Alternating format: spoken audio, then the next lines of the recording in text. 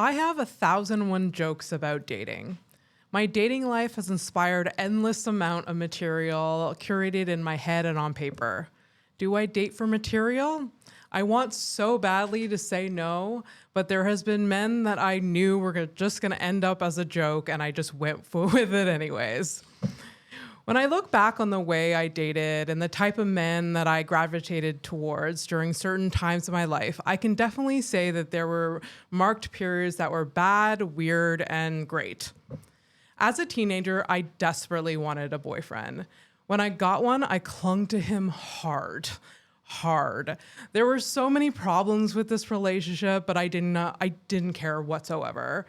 Why did you like that boyfriend, Abby? Because he was my boyfriend, nothing more. Nothing more. When that was over, I got obsessed with this older man that was in a relationship. I was 19 and he was 32, which at the time seemed very fiery and scandalous.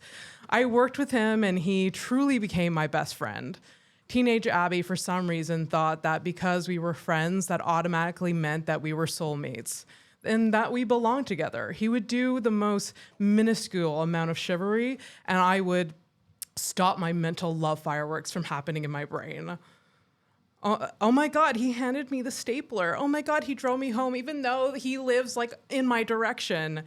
It's just showing that he cares. I had a complete shift in my 20s. 100% had no desire to get any attention from men.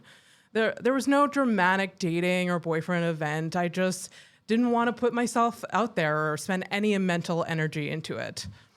I found myself doing everything besides dating, painting, watching endless amount of TV, even gardening. In my early 20s, I was a 70-year-old widowed retiree. Around my mid-20s, I downloaded my first dating app. Oh, dating apps. The blessing and a curse, or more just a curse. The app that I downloaded first was OK Cupid. I remember being so nervous and excited. In my mind, I was just days away from finding a boyfriend and being in love forever. Pressure much? The first date that I had from this app was, and I don't say this lightly, the fucking worst. The worst. It quickly slapped me in the face of the reality of online dating. I'd gotten so excited about meeting this man. He was older, he was charming, he had a beard, he lived in Ireland when he was a child. Obviously, he was my soulmate. Mm-hmm. When he showed up for the first date, he had shaven his beard, so I had low-key been catfished. His personality was nothing like it was on paper. He talked incessantly about himself and was very arrogant. It was about 1 hour into our one-sided conversation where he literally said the words, "I'm not anti-feminist per se." That's when I tuned out. At the end of that date, he tried to kiss me, which thankfully I avoided. I pulled the classic, "Oh, here's my cheek and not my lips." I still cringe at the thought of this man touching me. When I got home, I sat on my couch and stared at the wall for hours, and then finally got the courage to message him and tell him that I didn't feel a connection, and we never spoke again. After this garbage fire of a first date, I surprisingly continued to search for the love of my life. For a good 7-year span, I was dating a new person constantly.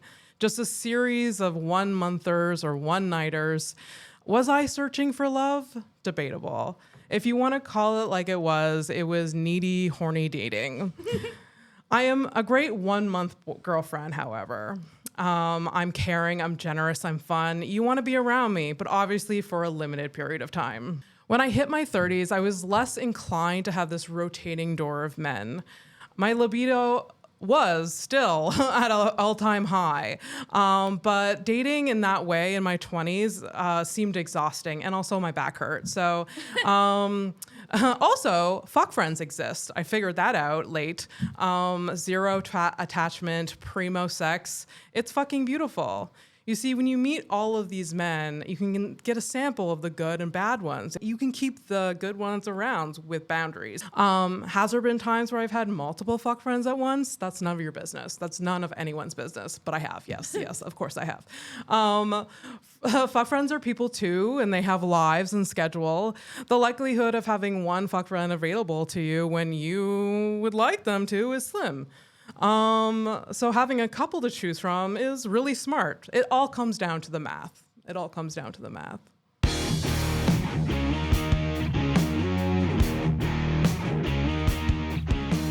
Welcome to House of Stone. Welcome to House of Stone, the podcast where everyone has a story and we get into the nitty gritty of it all. Today's guest, we have Elspeth Wright. I have a bit of an intro for you. Elspeth Wright is, shall I say, one of the pillars of the Montreal comedy scene. She's been on Off JFL. She's been on Just for Laughs. She made her debut on Just for Laughs last year. She's the creator of Battle of Wits and Stand Up St. Henry.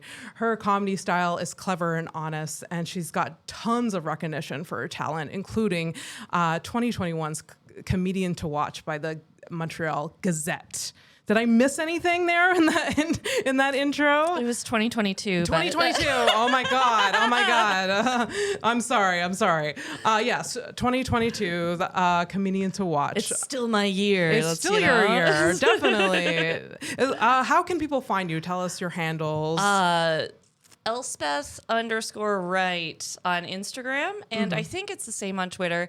Honestly, if you type in Elspeth, you're the only one. It's easy. The blonde one. Yes. There's usually some boobs in the picture. I'm the boob Elspeth. That was a weird. My grandma's gonna listen to this. I apologize. I just talked about having fuck friends. Grandma, I'm sorry. Like, she's tuned out. She's 100% tuned out. I hope you're still here, Grandma. Yeah. I hope you're still here. So let's start with how you got into comedy. How did I get into comedy? Well, I've always, I was always an actor. When I was a kid, I was in all of the school plays, and then I studied theater in university. And so it's always just, I just love a room full of people looking at me. That's amazing. Under the right circumstances, because I also have a lot of social anxiety, but it's like when it's... Yeah. The purpose is that everyone's looking at me. I like it. Kind of strange. There's a theme of comedians that have a lot of social anxiety, yet they put themselves on stage. They're very awkward, and then they're on stage as a completely different person. I know, I can relate to that 100%. I'm a big old weirdo. I don't like crowds. But yet I will stand in front of a crowd. Oh yeah. Yeah. It's different because it's more controlled, and you're showing them a curated version of yourself. Yes. Yeah. They're not seeing grocery store Elspeth. They're seeing, I've rehearsed this quite literally. And it's the most polished, but also weirdest version of myself. The things I say on stage, I feel like I would never really say, if I was on a first date or at a job interview or something but it's, I don't know, you're giving them a portion of yourself that you can control, and I think that makes it a little easier. Or a version of yourself that you've chosen to present. Where when you're raw on your own, it's I don't know what version of myself you're getting. So I completely 100% get that. Yeah. So you studied theater. You were kind of in that world. And when did you first hit the stage? Yeah. So I started my official comedy birthday is December 2018. But I had done a couple open mics before then. I did an open mic every 6 months. Okay. For a while. Okay. I do one and then just that was scary, and then just keep going back. Yeah. Because I wanted to figure it out. And then December 2018, I was just I'm gonna do this and I'm gonna take it seriously. Yeah. And I just got so addicted so quickly. It was I just by January of 2019, I was trying to do a show at least. I remember being oh my gosh, I have shows every week this month. And I'm just oh, you poor sweet kid. You still got sleep. Yeah. That's so cute for you. Yeah. But I love it, and it's been going since there. Yeah. Where was your first open mic? What mic did you do? Grumpy. Oh my God. Yeah. Are you serious? That's a tough one to start with. Yeah. And you wanted to do it? I think that's my first 3 sets were at Grumpy's. And I think that's why I took 6 months off between the first ones and didn't officially start until like a year after I had done it for the first time. I mean, for listeners that don't know, Grumpy's is a bar in Montreal that has an open mic every week. And it is a hard room. It's a later show. You kind of like show up, you sign up and you go up. And most of the people there do not want to hear comedy whatsoever. They're at the bar, they're getting drunk, they're regulars there. They're just like so bitter that this happens every single week. I love it so much. I know, I do love it. I also, it was back, pre-pandemic when it was a little more loosey-goosey. Yeah. Excuse me. And and so I went with like a bunch of friends. And so like this was when the show went until close. Yes. So like, because I brought the audience, I was on at like 2:30 and I got there like when it opened because I was very me about it. I was like, okay, I'm here. Yeah. I have my notes. I have my special little outfit. Like, I was just like 13 hours later, I got on stage, just so nervous. Yeah. Like, cause it's like, I still get really nervous before shows, but like, I like took the day off work to do Grumpies, which looking back is adorable and stupid, but, so cute. That is so cute. Well, like when I did stand up for the first time, I wasn't working at the time. I was in school and it was in the summer and I wasn't working. So I literally was at home all day thinking about it, rehearsing it, like just staring at the wall, so nervous. And now looking, it's like I don't even think about my set till I get to the venue. I get nervous before every set still. Unless I need to do new material, I want to do new material. But like even then, like the time limit is very short compared to what it used to be. For sure. Yeah. Do you remember your first set? A little bit. There was a joke that I still do sometimes. I obviously changed a lot about how I'd be good at getting kidnapped. I did that for the first time in like a year, like the other day. Did it work? It did, except I think I've definitely fallen out of love with that joke. Like it's definitely and there is a couple. I feel like I was just like way too self-deprecating at first. Yeah.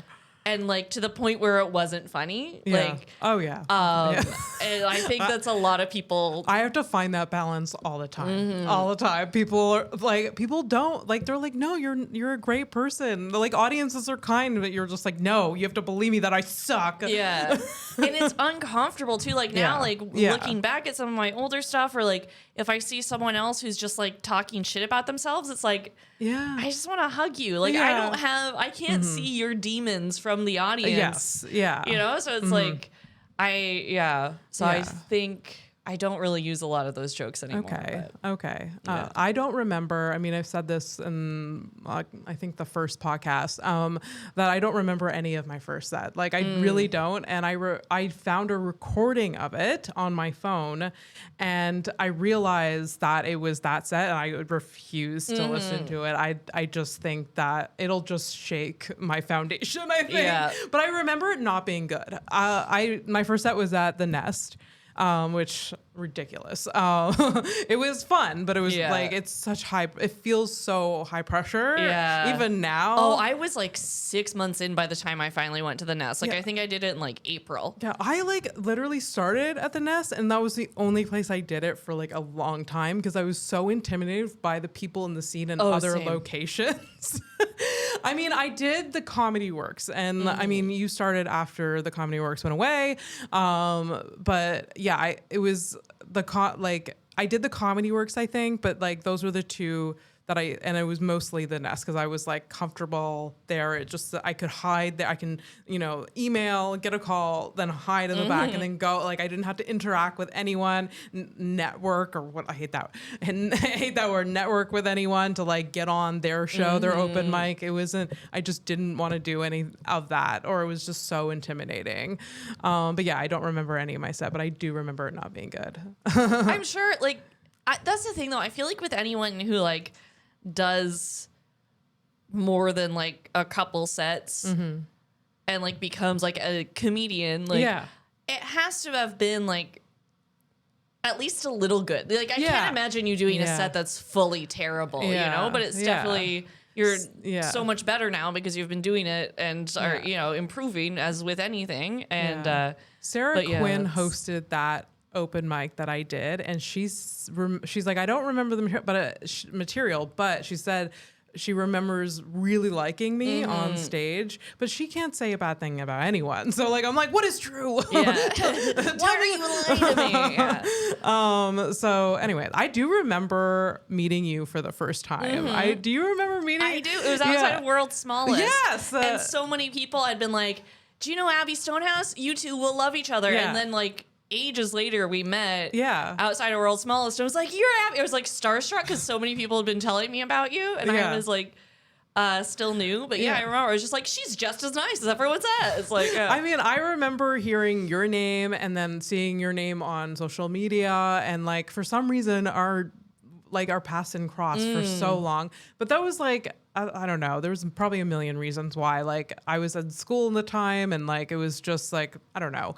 But anyway, so we finally in front of World's Smallest. Yeah, I remember that. It was really cool. Yeah. I like moments where I remember someone for like meeting them for the first time. Like I mentioned it in a couple episodes back with like Michelle. Is like I remember the first time meeting Michelle. I remember the first time seeing her on stage. I don't know. There's something like magical about those moments. I don't know.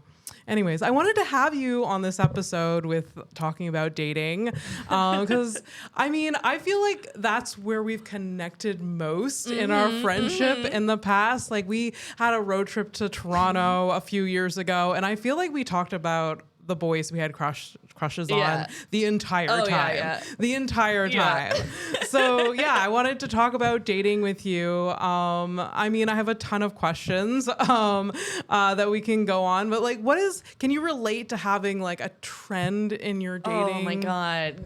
Are you emotionally unavailable?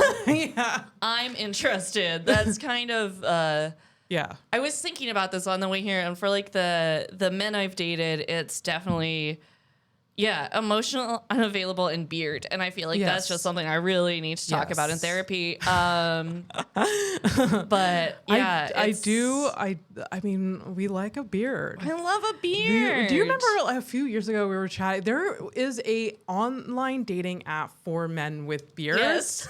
It's not active anymore. It's not active. I had it when it was active. But you told me about it, and I downloaded it right away. Because I was like, of course, I need this in my life, but it's not active. It obviously died very quickly. Like the whole platform is like really old, or like at least like 4 years ago it was like really, really old and like didn't work anyways. But it's not a bad idea. I don't know, software developers. But yes, beards, emotionally unavailable. Definitely can relate to that. My boyfriend now has no beard and is very emotionally available. That's disgusting. It's so gross. It is I just so threw weird. up in my mouth. It is so weird. I don't understand. I just don't understand. Like, I'm like, no, you're not supposed to be this nice. You're not supposed to. Anyways, it's fine. Do you remember one of the worst dates you've ever been on? Oh my gosh. As you were talking, I was remembering so many of them. There was one that I went on a couple years ago, and it was the date after this date. I actually met somebody that I dated for like a year or so. Okay. So, and I feel like that's maybe also why I remember it, but also because it was just truly awful. So I went on a date with this guy. We met on like OK Cupid, and like he was cute, but just like off his rocker, and not in a fun way like me. Like he was one of those people, you know, like when you say a word and then they associate that word to a song and just start singing that song. Oh no. Yeah. So bad. It was all Disney songs or musicals, which is like my least favorite. Did he make eye contact with you? Oh, and it was loud. Singing? It was like a bravado. Like I'd be nice. Look. And he'd go, look at this stuff. But it was like every 30 seconds. Like it was so bad. And then it just like got worse. Oh no. And, like we went to St. Ambrose Brewery. Yeah. Which is lovely. Like the terrace there, so nice. And we're sitting out there, and like for some reason I like mentioned, it was when Trump was still president, and I like mentioned it, and he was like this big grown man in his 30s. And I mentioned Trump, and he just goes, "Oh, that makes me want to go home and cuddle with my teddies." And I was just saying it right now, just made me quiver. Oh my God. My whole body. And I was like, oh my God. And like, I was like, all right, let's go. Let's leave this situation. I hate it here. Yeah. Yeah. And then on the way home, this was like before I did like a lot of therapy. So like I was still sort of like, I have to people please everyone. And I was so uncomfortable. Like this man was making me feel physically ill just with his personality. And I really hope he's found someone who loves musicals, because he was nice. 100% he was just awful. A Disney princess weirdo out there for this man. Yeah. But you don't have to fill that. Yeah. And then like he texted me and was like, "Want to hang out on Thursday?" And actually I remember, because it was on like the date he suggested to hang out was my birthday, and I was doing my second open mic ever at Grumpy's again, because what a stupid way to spend your birthday, but whatever. And I was like, "No, it's my birthday." He's like, "Oh, I'd love to see you." I was like, first of all, why would you invite yourself to somebody's birthday after you've been on one date with them? That's insane. No, absolutely not. That's insane. And yeah, I think he also like went for the kiss, and I gave him the cheek. Which even like I've kissed people I've had terrible days with, because I just love kissing. So kissing is like, really fun. Yeah, for me to give you the cheek, it has to be like bad. Like I've had that's a terrible. Like I can relate. Like I've had terrible dates where like I still want to kiss them just to see like they're okay. Yeah. Is it really that bad? Can we exactly. Like it's like another like confirmation. Like okay, physically this is bad, but like I don't know. I've definitely went on dates where like, how do you get out of this Disney singing character weirdo? Like, how did you get out of that date? Like honestly, we went for coffee after going to the brewery, because I just couldn't like. And the thing is, it's been a while since I've been on like a proper date. Like I've like hung out with people, and I feel like even like the last date I went on, it was like a fine date. Like we didn't really click, and so it was like a mutual ghosting situation, which also I was gonna ghost you. Oh yeah. I'm looking at the camera in case he's watching this. I was gonna ghost you. How dare you ghost me? Yeah. And we both go. That's offensive. She had the upper hand here. I had the upper hand. Yes. Yeah. No, I get that. That. It's funny because you said that like you went on a date with this guy before you started dating a guy, like right after for like a year. Mike doesn't know, my boyfriend doesn't know this, but like the week that I started dating Mike, like I went on this, like I met this guy on Hinge, and I was like really nervous about the date with Mike. So like I was just like, I'm just gonna go on this date. I'm just gonna go, just like get the jitters out.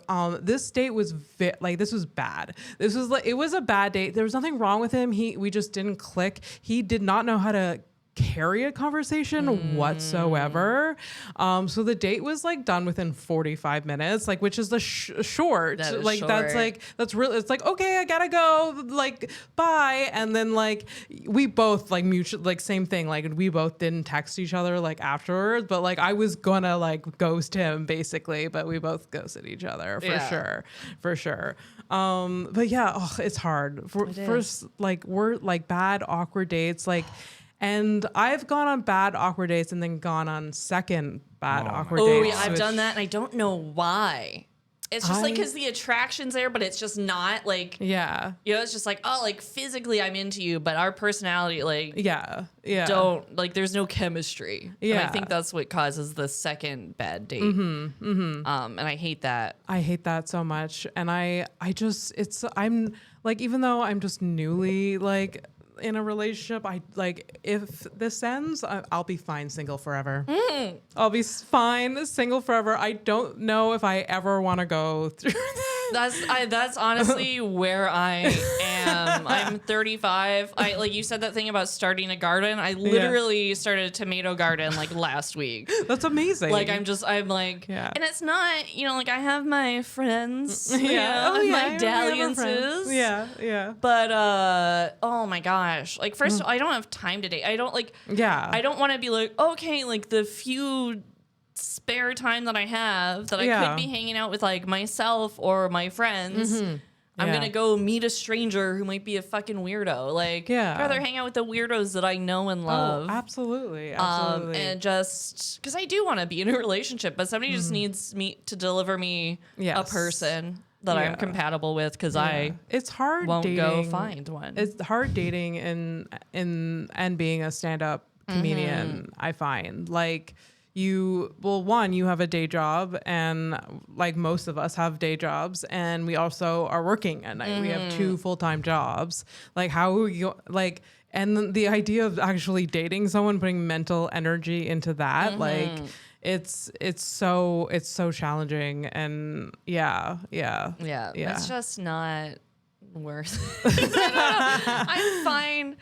I'm fine. Like, I don't know. Like, I wouldn't mind being in a relationship, but just the thought of being like actively, I'm gonna go on OK Cupid. I'm gonna swipe. I'm gonna have these same conversation 5 times in one day. And like, oh well, my name is actually Scottish for Elizabeth. Oh, I lived in South Korea and Hong Kong. Like, just like I already know what questions you're gonna ask based on my profile. Yeah. Oh you my just, god. Like, have to send them like a PDF of like everything they need to know. Everything they need to know, and then be like, read this. Do your homework. Then get back to me. Yeah, I'll start with the weird shit too, just to weed out any. Get that out of the way. I think it's a good investment in time to put together. PDF. I will do that if I'm ever on the dating scene ever again. I don't like. Oh my god, the idea of having to have the first little exchanges, like, oh, what do you do? I hate it. No, I don't. I like. And I've kind of like I've gotten. I think I would get to the okay. Let's just have coffee, because I'm not doing this right. Like I'm not doing the back and forth. Like I think I'm at that point where I would be that way, but I may not be. I don't know. I'm not sure. Do you remember the first app you ever downloaded? What was it? It was when I lived in Hong Kong. I can't remember what it was. It was similar. It was like an OK Cupid type app. Okay. It might have been. It was. I can't remember what it was called. Specific. I don't know, but it was like very, because this was like 2013. Was it like 2014? So it was something like that. Okay. Yeah, it might have been like like it was one that I don't think is around anymore. Okay. And that was actually what led to my first ever dating app date, which was like. Makes the Disney date look like a wholesome accident. Like it was bad. Really? I ran away from the guy at the end of it. Was this the guy that smelled like cologne? Is that where the joke comes from? Yeah. Tell us about that date. So, I want to know. So my first, I'd been in Hong Kong for like a week, and like before that, I lived in South Korea, and like in Korea, like. It was super easy to make friends, and like everyone from my work just instantly was like, "Oh, it's your first week here. We have all these plans for you. Let's be friends." That's so cool. And it was great. That's it was so amazing. Cute. Hong Kong was not like that. There's like we don't give a crap.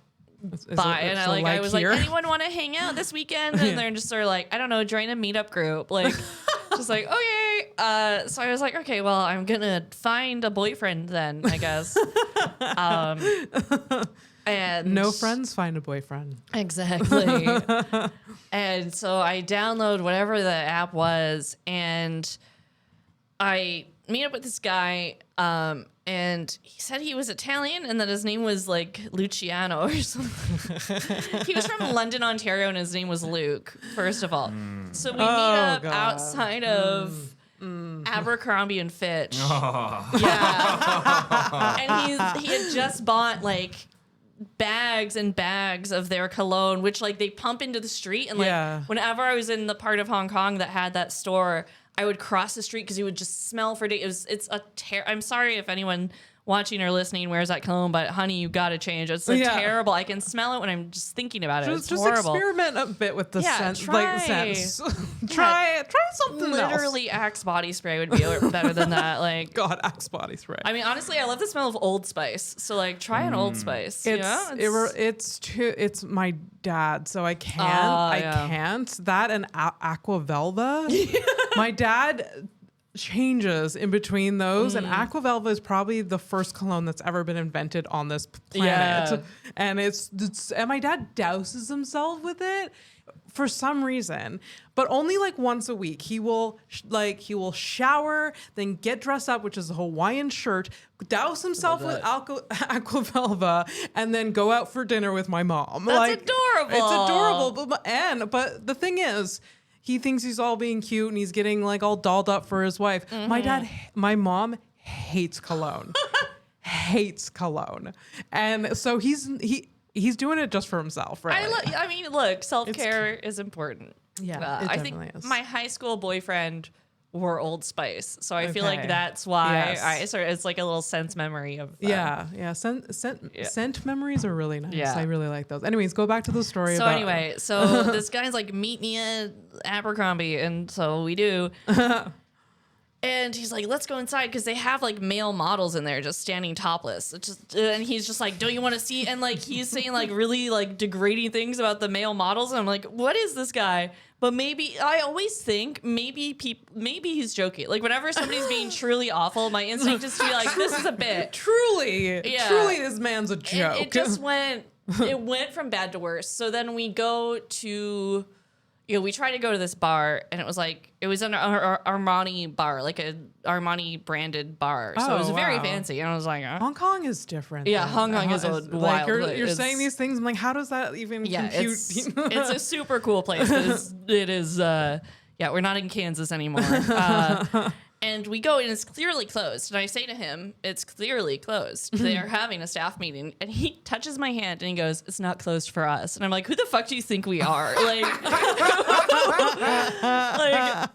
we're who English the fuck teachers. Do you think it would have been funny if you actually said it audibly? Who the fuck did you think you are? If I could replay this date, I mean, it never would have happened, because I would have been wise and not so. Like, I'm much better at being alone now than I was then. Yeah. So we walk in, and the guy who remember thinks he's Italian, even though he's not. Okay. I think he might have like one Italian grandparent. So like it's in the mix, but it's like that'd be like me being like, oh, I can speak Norwegian because I have one. Yes. Like, that's not the same. You're not. Yeah. Yeah. You've never been there. Like it's. So anyway, so we walk in, and the guy's like, sorry, we're closed. He's like, oh. And the guy did have like this really thick accent. And he goes, and Luke, the guy who's on the date with, goes, oh, is that an Italian accent I hear? Oh my gosh. And I speak Italian, and then I shit you not, he just says like spaghetti, like ciao bella vespa, like he just like I'm just sort of like, what, like does he think this is impressing me? And the guy's like, I'm from Spain. We're closed. Please leave. And I'm just sort of like, why am I still here? But I also think part of me, even like this was years before I did stand up. Yeah. But I was like, this will be a good story though someday, right? Like this is going to be. So we walk through all the streets, we end up somewhere, we end up at another bar, and this is when it gets from like, haha, this guy's a loser to like, oh no. Oh. And he just starts saying like terribly sexist things about all of the waitresses. He says like, women are good for two things, like making babies and making food. And I'm just sort of like shaking with anger, but I also like don't have Google Maps on my phone yet. Like I don't have a phone yet. Like I am like, I can run into these streets and leave, but I have no idea how to get home. Like now I would have just left. Yes. But in that moment, I was just so in shock that he was saying all these terrible things. So I just chug my beer, and I'm like, oh my God, I have plans. And he's like, I thought you said you didn't know anyone. I was like, I do, I guess. Yes. Like my neighbor, I just like found a way to leave. So we walk back to the metro station, and it's like a couple stops, so we have to go. But I just like, I need to be away from this man. Yeah. And he's like, which station are you going to? And I say, I'm going to Wanchai. And he goes, oh, I'm going in that direction as well. Thank goodness we can ride the metro together. And I almost started crying. Yeah. And so then I heard the metro coming, and I heard its like doors making the like ding, ding, ding, because it was about to close. And I just booked it. Like I just ran as fast as I possibly could. Yeah. Like just like no regard for anyone around me. I'm like pushing people out of the way. I run and I jump on the train, and the doors closed right behind me. And I turned around and he was right there, but like on the other side of the door. And like, I was just like, and he was, and he looked at me like, oh, this sucks. Cause clearly a woman running away from me isn't a sign that, and like I sat down and he texted me at like before I even got to the seat. Like, just sort of like, that was a great time. What? We definitely have chemistry. What? And I didn't respond. Yeah. And he like kept messaging me. And I was like, how? We were not on the same date, clearly. Or I'm just like too nice. And I kind of need to learn to like be less nice with weirdos. And I have. Like, you know, this was 10 years ago. I've changed a lot as a person. But oh my God. It was truly was horrible. Was this like the first guy you ghosted ever, or did you tell him to fuck off? I think so. I think this, because he obviously wasn't gonna get the hint if you told him directly. I don't think. Yeah, no, he was a dumbass and a piece of garbage. Ew. Yeah. I mean, you alluded to this before a little bit, but have you dated people just for the material, for stand-up material? I've definitely gone on dates before where I've been like, worst case, I'll get a joke out of it. Okay. Yeah. Okay. Yeah. I definitely have too. I hate saying it, but yes, I definitely have. Yeah. How would you compare the way you dated in your 20s to now that you're in your 30s? I know, I just don't. You just don't date at all now? No, I in my 20s, like, so like I have borderline personality disorder. And in my 20s, I had not yet received treatment for that.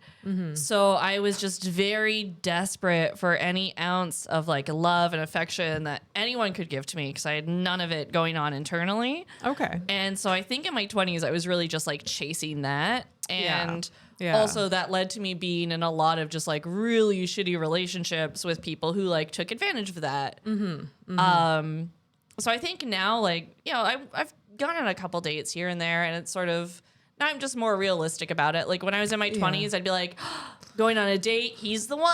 You know, we both like The Simpsons. He's, you know, it's just like we both like the Beatles. That's so rare. You know, like just sort of. You would like build this fantasy of that wasn't and even I still there. Do that a little bit, but we like all do. I don't believe it anymore. Yes, you know? You build the fantasy for fun. I don't actually believe any of this, but if it'd be nice if it came true. Yeah, for sure. Can you tell the listeners a little bit about borderline personality disorder? What it's like? How it affects your life? I mean, now it's sort of better because I did go through dialectical behavioral therapy, which is DBT. There's so many acronyms coming up, and so it's basically, for me, it manifested itself in a lot of like emotional ups and downs, like extreme mood swings. Like, you know, going from like wanting to be unalive to just having the best day within half an hour, you know, like just very quick. There are some kind of like, it's not technically mania, but like, you know, sort of mania type things with it where it just, we had to be really excited and ready to go. And it's basically just really big ups and really big downs. And for me, I just like hated myself, lots of like body dysmorphia, like and just, you know, like, you know, when you're like really annoyed about something and so you're like, I'm gonna calm down and take a breath, like just the inability to do that. But with any emotion. So like when it's good, it's great. And it's like, yay, like ride that. But when it's bad, it's so bad. Yeah. For sure. I wanted you to describe, because it's so misunderstood. I find as a mental illness, it's so misunderstood. And you've been very honest about it on stage and off stage, like within the stand-up community. And I find it really refreshing that like someone's so honest about like having this mental illness. And I definitely try to like follow your suit, because I have like extreme anxiety. I have bouts of depression, but it's really, really hard to be honest about it, especially on stage. Because like, I don't know, a lot of people just don't, if there's a stigma there always, like I hope not always, but there's still a stigma there. So I mean, yeah, like there are definitely like even therapists who like won't treat people with BPD. Like when I've been in crisis and have been at the hospital for it, they find out you have BPD and they're suddenly just like, oh, okay, she's being dramatic, and just treat you as such, which like, oh, wow. Okay, but it's still in my head. This is real. Yeah. Like it's real to me. I don't care. Like, it's really misunderstood, and like it's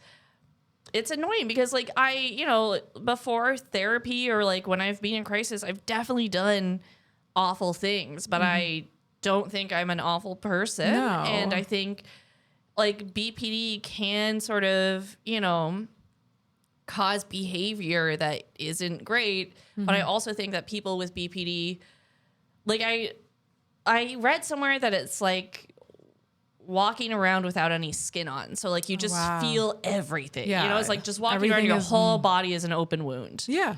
Yeah. And which is intense. And obviously you would have these reactions to different things that are extreme, but it's ultimately not your fault. And you can go through therapy to shift those behaviors and prevent those those episodes or whatever we want to call it from happening. But I think it because there's this terrible representation in the media of it for sure.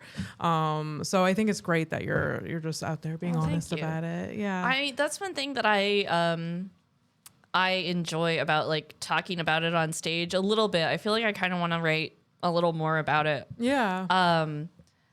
Because like, even if I just mention therapy or like just anxiety or anything that kind of goes along with it, like there's always a couple people in the audience who at least cheer. And I've definitely I remember like my first summer doing comedy, I was doing an outdoor show at Blue Dog. And I said like a joke about BPD, and like this young lady came up to me with tears in her eyes. And she was like, I like recently been diagnosed.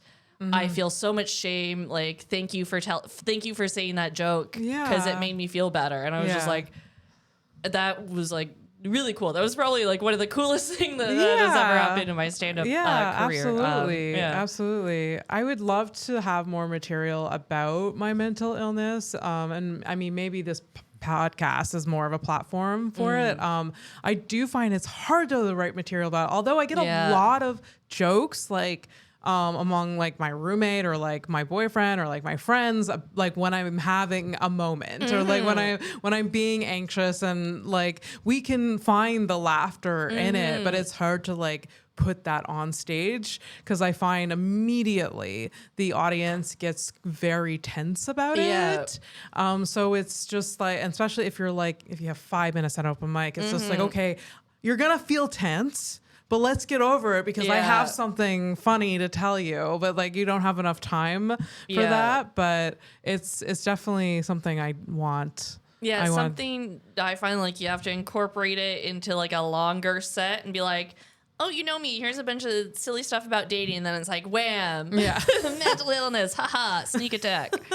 Because I've definitely like my mental health jokes go at the very least in the middle of my set. Oh, yes. Yeah. You just like feel the buttholes clench up. Yeah. you gotta like let them get to know Yeah. You know, this but I cutie, think and like then- your classic like BPD joke is really really smart. Like I'm Elspeth Wright, like, and you say those acronyms. It's a really fun way, a like really clever way. I don't want to like say the joke on because I want you to hear it on stage and for you all to laugh. Yes. But it's a very very clever. Anyways, to get back to like the dating topic, I mean I have a few other questions about it. What would you tell your younger self about dating? What would you tell your younger self? Avoid men named Alex. There was like a year and a half where it was just like every guy was named Alex. They were all terrible. Yeah, Jasons aren't very good either. What is I'm it? sorry. I'm sorry. I'm sure there are some good Alexes. If you're a good Alex, hit me up. But yeah, I don't know. I mean, to quote RuPaul. Oh yes, the wonderful queen. Yes, exactly. Our wonderful god. Like, yeah, he's a god now. Yeah. Like, how are you gonna love yourself, or how are you gonna love somebody else if you can't love yourself? I just messed up the quote, but you know. Yeah. Love your damn self. Yeah, you gotta love your damn self, and yeah. I really definitely did not for up until recently. And I was just looking for it so hard. And you know, when I was in good relationships, I'd put so much pressure on it because I needed that person. Yeah. Because I didn't have like a sense of self. I didn't have, you know, so like I'd say like the one like good relationship I was in my 20s, I totally demolished. Okay. Because I mean, untreated mental illness and just my inability to love myself and just like, you know, it's like if this ended, which it did, obviously, like if this ends, that's the end of the world. And that's like, who am I? And, you know, I think it's just sort of, like love yourself, take care of yourself, stop trying to please people if you're not happy and like be nicer. Yeah, absolutely. And it's such a tremendously hard journey to go through. It's so painful. I went through, I mean, you know, like I've been years of not loving myself. I truly like, and it still seeps in there. Like those pathways in your brain are fucking strong. Though, like really, really strong. Like where you like have this narrative, like I don't deserve this. I'm garbage. Like this is happening because of me. Like because I'm terrible. But like but like it took me, I think like a decade of just like therapy and work and just like, just being kinder to myself to like, just love myself. But again, the negativity seeps in. It's hard. Yeah. Like sometimes I'll catch myself saying like mean stuff to myself and I have to just sort of be like, no. Yeah. But it like when I was in my 20s and like throughout my teens and childhood, that was just the narrative I had in my head all the time. It was just, you're a piece of crap. You're ugly. You're, you know, like, and it's like. So that's like the easier pathway to go to for many years. And then like when you switch that, then like it becomes easier. Yeah. And then, but like when you're mixed dating into it, then like it can be a complete disaster, codependency, just like all of that. And I think like definitely like what you said, I can relate to like what I would tell my younger self is like, you are perfect the way you are and you will find someone that loves you no matter like all of you, like you don't have to like, you don't have to adjust for someone else. You don't have to change yourself for like, you are fine. You are good. You are great. Where like I would just change my entire like personality to match this person because I was like, but I need someone. I need someone because like, and I'm garbage, so I have to change or whatever. So it's super, super hard. It's super hard. Anyways, so we're coming to the end of our hour. I always have a few questions that I ask every guest, and I'll go into that. What inspires you? What inspires your writing, your comedy? You went into talking about your mental illness inspires a little bit of your material, but in general, what inspires your comedy? That's such a hard. I think if I'm going through something, trying to find the light in it, like trying to find what's funny about it. Which sometimes, like, I wrote a joke the other day, and it's like, that's too dark to ever say anywhere. But I was like, haha, like, I got a chuckle out of, like, a really crappy situation. I think just, like, my everyday life. Like, I think it's, I see the world through, like, a slightly different lens because of my, like, mental health stuff. And so sometimes I'll just see things that I find funny and write about it, or... You know, just awkward situations can be very funny after they're done. So I don't know. I feel like lately I've been writing a lot because I'm hosting a weekly open mic now. So it's like, I want so great to have that. Yeah. That it's outlet. Also though, like when I've like returned people, I'm like, I have one new joke that isn't going to work. Like, I mean, they most likely don't remember what you said anymore. And so, But I think just sitting down and actually like just being like, okay, got it right. Like, absolutely. I mean, we definitely as comedians see things through a different lens, and I can't. I'm not a comedian that can just write like one-liners of just like absurd things. Like it's just like, it really is just like my own stuff. Like like I don't know what else to write about but me. I mean, I'm sure if I tried, I can write one-liners, but it's just not me. I just like, I would, oh man, what I would do to be able to write one-liners. I have like 2 one-liners, and it's just like, I love a good one-liner. Oh, they're so good. I can't. They're so good. Yeah. My brain works in paragraphs. Yeah. Same. And I mean, like, I like talking about myself, so it's okay. Exactly. It's all right. You should start a podcast. Right? Funny how that works out. My next question is, what is your deepest passion? My deepest passion. I feel like, has everyone said comedy? Okay. No. Yeah. Honestly, I think I would expect comedians to mostly say that, but yeah. I wish I had a better, more like, I love helping orphans. No, I love getting on stage and talking about myself. Yeah. I mean, honestly, comedy really like, it has shaped so much of who I am and like changed my life. And like, you know, like I was going through like a treatment program for like, the DBT that I mentioned beforehand. And I was, you know, like trigger warning, but like self-harming. And, you know, once I started getting more shows, I was like, okay, well, you know, I can't have those marks and go on stage. Like comedy really did. It came at the exact right time in my life, and it helped me through so much, and it continues to. And like, I'm really passionate about it. Like it's, I mean, anyone that sees you on stage can tell for sure. Anyone that meets you can tell you work so freaking hard. And yeah, like I expect most of the guests to say that, but like, I think what I hope, and I think we'll see this trend in that question, is that comedy does come in a point in your time, like in your life, that like just really helps you and just like gives you so much. It has given me so much, and it like came in the right time for me, because I was like finishing school. I hated school. And then I just had this like beacon of light that like I would get, and just like pushed me through. And then like it made me like, if further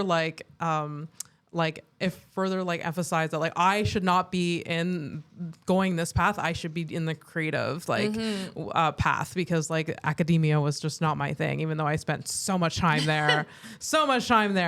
But yeah, I can relate to that for sure.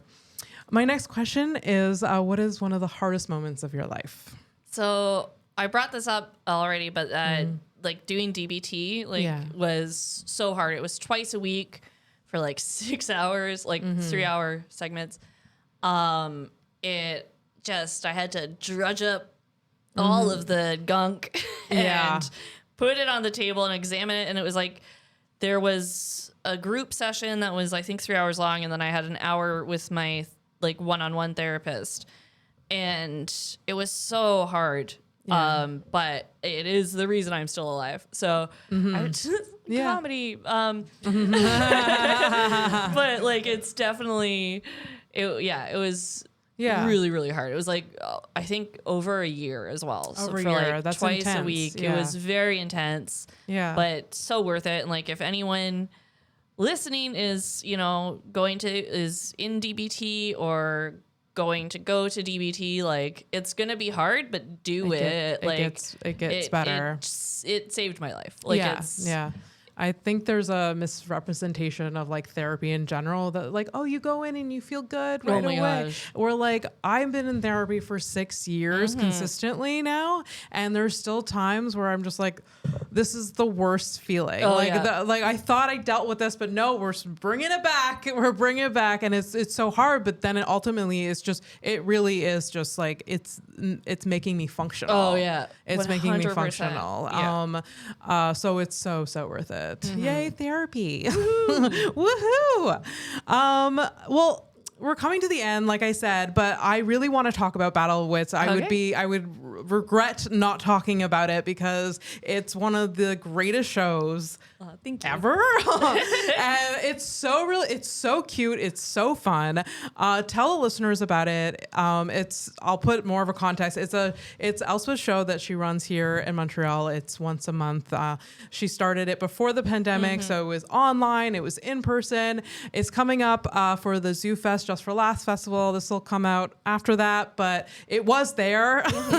It was awesome. Great. It was great. Sold out crowds. Amazing. TV executives saw it, and now you can watch it on CBC. Yes, exactly. We're putting that out in the universe now, and it will happen. Come on, CBC Gem, you're looking for content. Yes, exactly.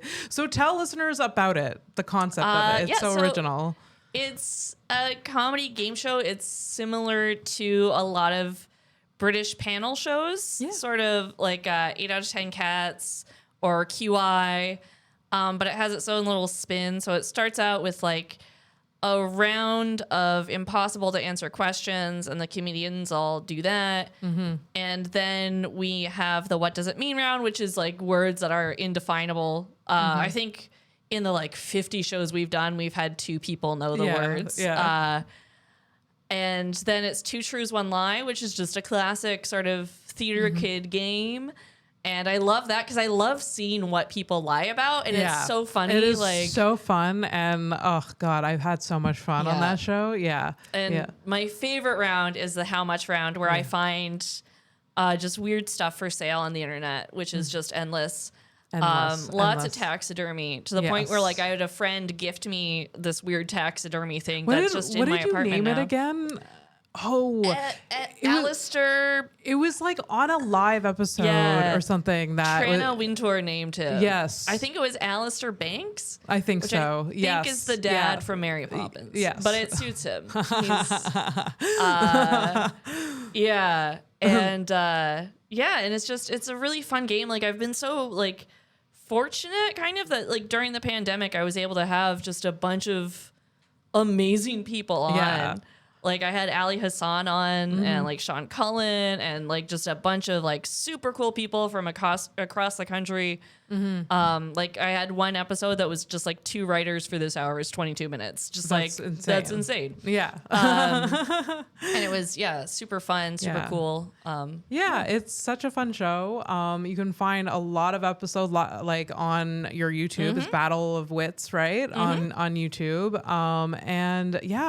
Go see it live. It's really, really fun and creative. We do have to wrap up. I can talk to you forever, but thank you so much for being here. Thank you. It was so nice. I had a great time. We'll come back and we'll talk more about dating, I guess. I don't know. I want to thank all the listeners for tuning in. I want to thank our funders, our sponsors, Pentelis Comedy for letting us use the studio, Poseidon, Zach Kick on the ones and twos, Fernando, that's our social media expert, and follow, subscribe. This was House of Stone.